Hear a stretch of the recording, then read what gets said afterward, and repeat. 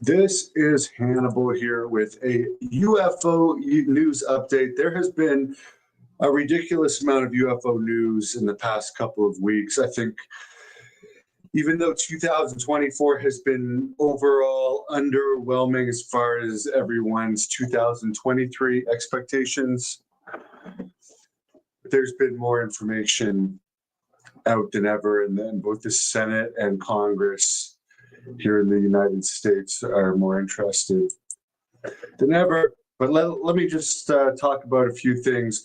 There was the AARO director, the All-Domain Anomalous Resolution Office director, the new director, appeared before Senate yesterday. He's definitely less of a heel than the last one, but these guys come off as they're hiding stuff, whether it's for national security or not. He says they are there to see if the UAPs are collecting evidence on us or not. That's one of their jobs in the AARO. He says he knows nothing about crash retrievals. He claims, and this doesn't really make sense, he claims that the UAPs that are unknown are not breakthrough technologies because they don't understand the technology enough to know if they're breakthrough or not. He claims, I mean, these are the very best military sensors for some of these UAPs, and he claims that some of these could be misunderstanding of military sensor performance. He says that UAPs exist as far as unidentified anomalous phenomena exists. He says there are sightings that he's investigated that he does not understand, but the release of the details on those sightings have not been approved. So overall, I mean, he also claimed, I believe, that they had resolved the gimbal UFO video, but there's a lot that they didn't address, such as supposedly there was a whole fleet of these UFOs seen that day. But again, there was some stuff there that he wasn't shutting everything down, but he definitely seems to be providing some information that is not true. I also listened to an interview with North Carolina Congress Rep Nancy Mace, who was at the UFO congressional hearing. She did an interview with News Nation. She says she has seen a note that she was privy to, that Congress was privy to, she was privy to as a congresswoman, between the FBI and the U.S. Army about UFO crash retrievals. And here's something that contradicts the AARO. She says, like, the military knows enough about these UFOs that they even have a nickname for them in the military called fast movers.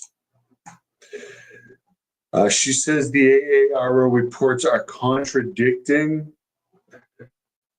what people are telling Congress, and there are literally hundreds of unexplained UAPs in the air that she herself is aware of. She says people have received documented traumatic brain injuries related to UAPs. That apparently the government is paying for these injuries. At the same time, they're saying that they don't exist, which is weird. She says this Immaculate Constellation program has been around for decades, but right now it's probably under a different name since that name has been leaked. And I mean, it's just like Area 51. Everybody knows about it now. It's not like anything's probably going on there anymore.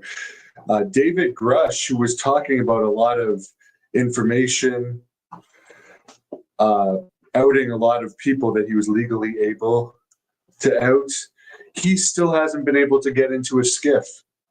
And he testified like a year and a half ago. He hasn't been able to get into a confidential skiff with Congress. It's been 18 months.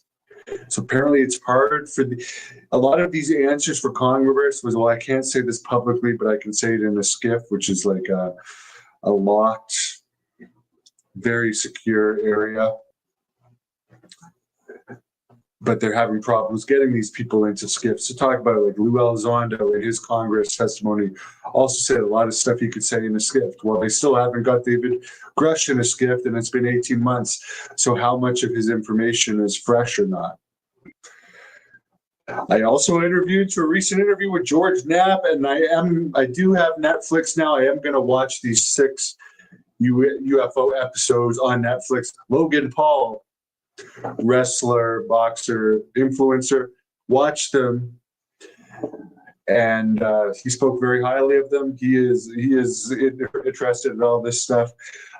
The guy I interviewed about the Colares, Brazil UFO incident, where humans were actually harmed by UFOs over a period of several years, is in one of the episodes on Colares, and apparently they actually caught a UAP on camera, the Netflix cameras, on a show they were doing about Catalina Island, an island off California that is a UFO hotspot. As far as this George Knapp interview, he says David Grush has a lot of specific information about UFOs that has not been released yet. This was a UFO podcast interview. He says there has been communication attempts between the military and UFOs, UAPs, and that might just be as much as our vehicles interacting with their vehicles. And there has been negative interactions. Apparently, the military has tried to attract the UFOs 18 times on missions they were carrying out to see if they could attract them. And in all 18 times, they did attract them. So they know how to attract them. The rumor is they're very interested in nuclear stuff. George thinks these things could be extraterrestrial or interdimensional or even time travelers. But he says the most likely thing is they are living here. They're either under the ocean, they've been here before us, living somewhere where we're not really sure about where, but in all likelihood, they're also from here, at least a form of them. There could be many explanations of exactly where they are, but a lot of the evidence points to they are under the ocean. And I actually listened to an interview with Lou Elizondo the other day, former head of the Pentagon's UFO program.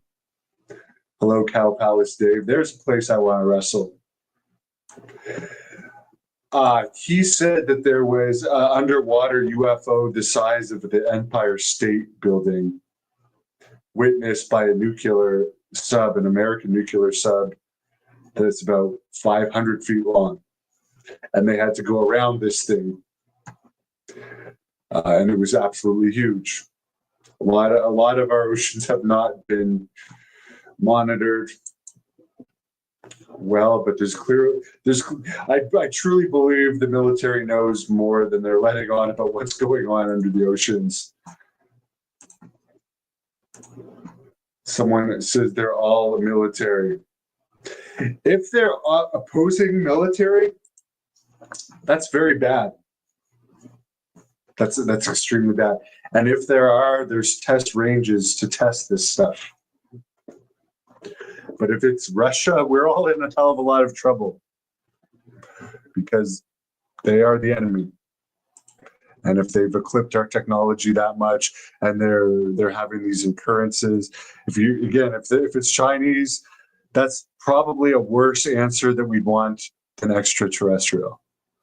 Let's face the facts here. Have a great night.